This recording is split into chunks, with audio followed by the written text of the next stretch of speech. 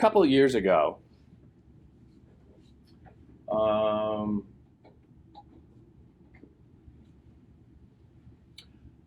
a couple of years ago, I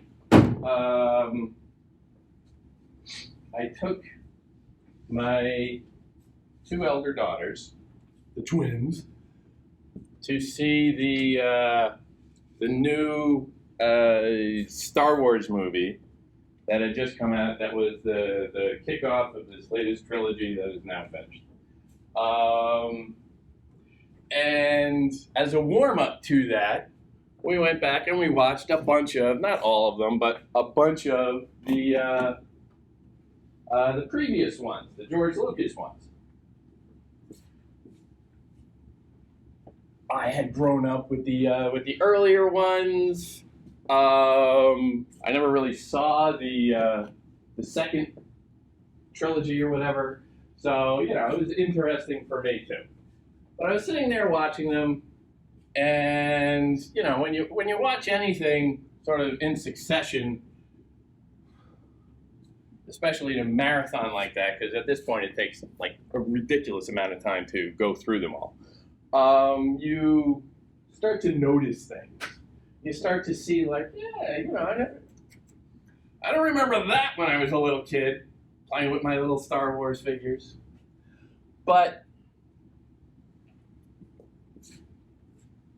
noticing, is a habit.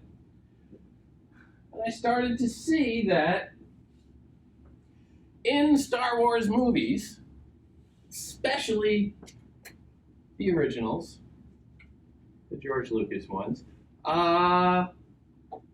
here's a theme: cities are bad. Bad things happen in cities. The good things almost always happen in more natural surroundings, away from civilization. The Death Star. Hey, wow, commercials. The Death Star, where the bad guys hang out. How am I going to skip these? Is basically a big city. Everything in it looks very artificial. Everything in it looks very man-made. Everything looks very metallic and cold, i.e. Darth Vader.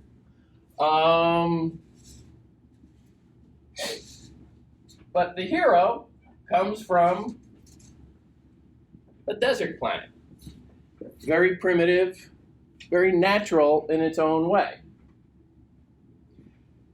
And this evolves into, I think it's the third movie, which is really the sixth movie, which just still makes me nuts, where you have the little teddy bear guys, the Ewoks.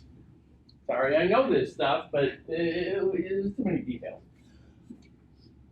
The climactic battle of that trilogy happens on a forest planet with these primitive little animals living there. And there is lush greenery everywhere. And in fact, as you see the bad guys stomping through, crushing all of these trees, all of these plants, all of this vegetation, you see the little teddy bears coming back and like throwing rocks and stones at these people with laser guns. And it's kind of stupid, let's face it. There's no logic that they would win. But they do. Because the natural world in this triumphs over the civilized city life. Now, you can do a little bit of research. It doesn't take much on George Lucas and how he grew up in kind of a Northern California, dry, not quite desert, but fairly remote community, and how he views the city, which he tends to ascribe mostly to everything on the Eastern Seaboard. Not a fan of New York at all. I don't know the man, but a little bit of research. But I see this playing out. So I start looking at other patterns that are going on in these movies, other things you notice. And primarily, what I come to is its treatment of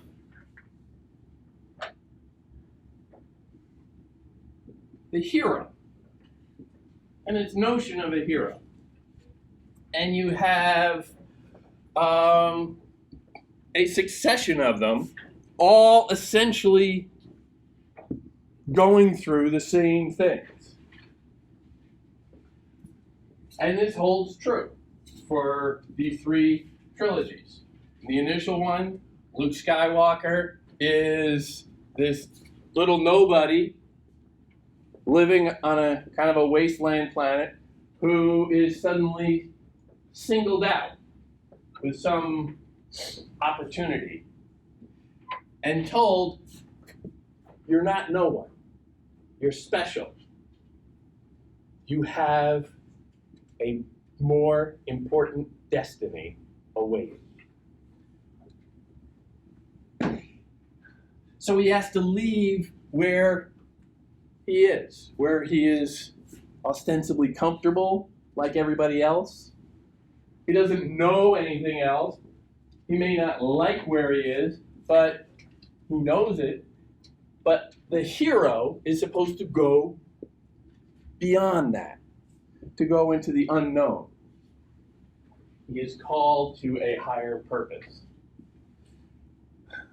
And by now you can see the exact same paradigm working its way out through each succession of these movies.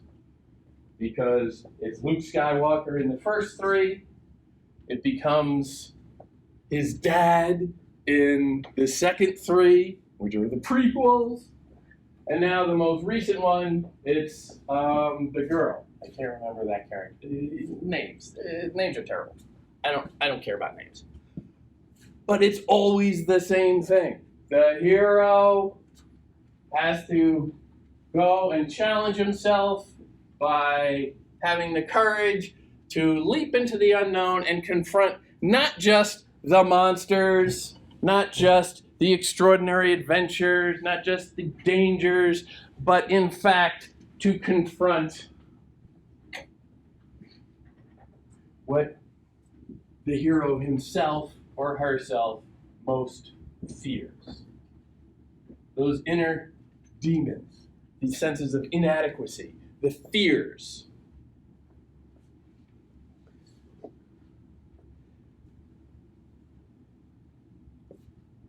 When you see the patterns play out again and again and again and again and again, it's not hard to distance yourself from it. And when you do that, you're doing a very specific kind of reading because you are bringing some expectations into it.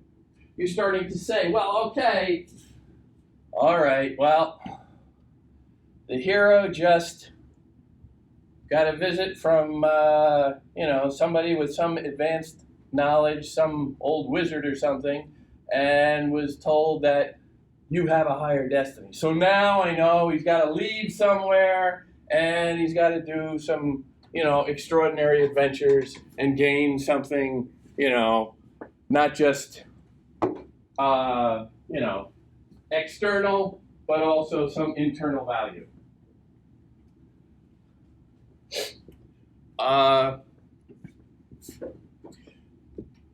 Lucas himself, in designing this, and even the later ones pretty much stick to his vision, was a big fan of myth of one particular professor individually who had some critical problems over the last few years. He died like 35 years ago, something like that. But he's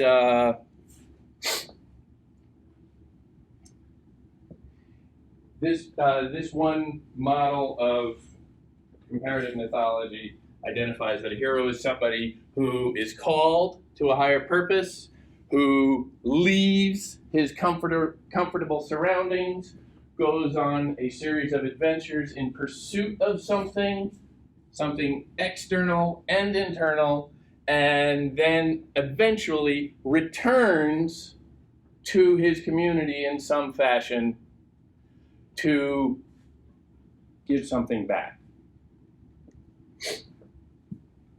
You can see the pattern in a lot of things, you know?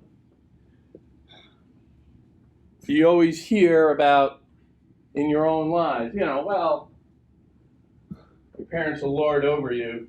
Well, there's your one cousin who went off and fought in a war, or, made it into Harvard, or did something really extraordinary, got drafted into the NBA, something really impressive that you always feel, never quite going to live up to. But the part of the story that your parents will go nuts with is that, and they always give back. They come back and they, invest in the community, and they'll speak at the schools, and they'll do stuff to give back. That is part of the hero paradigm, and it's very powerful. And you can see it in many, we're only up to that one. You can see it in many iterations. The Lion King. The Lion King is designed around this purpose. In fact, there's a famous story that some of the executives at Disney in the early 90s or late 80s, I'm not sure, basically right before they started really making good movies again, that somebody sat down and basically wrote a book report about comparative mythology and said, okay, you got to have the hero do this and this and this. And here we have the Lion King, who is singled out early on as having something special, but he feels inadequate. He cannot live up to his father's image in his mind. And at a certain point, he runs off in terror of having to take on that mantle. And only as he grows up and grows into his sense of strength and sense of himself can he then come back, challenge what he most fears, both the external in his, his Uncle Scar. This one I know a lot more because, when you got kids, you watch The Lion King literally thousands of times. The external challenge of fighting his Uncle Scar, but also the internal challenge of his own sense of inadequacy in living up to his father's legacy. And in the end, of course, he does, and then everything ends up happy at the end. And you can see these beats playing out, almost in a paint-by-number fashion, because they're baked in from thousands of years ago.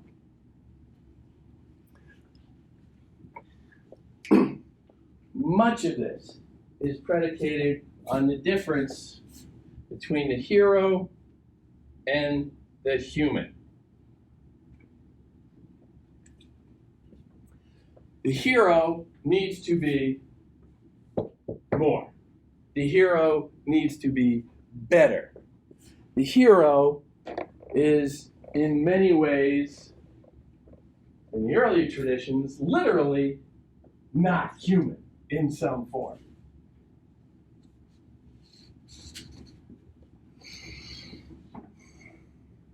It's an aspiration.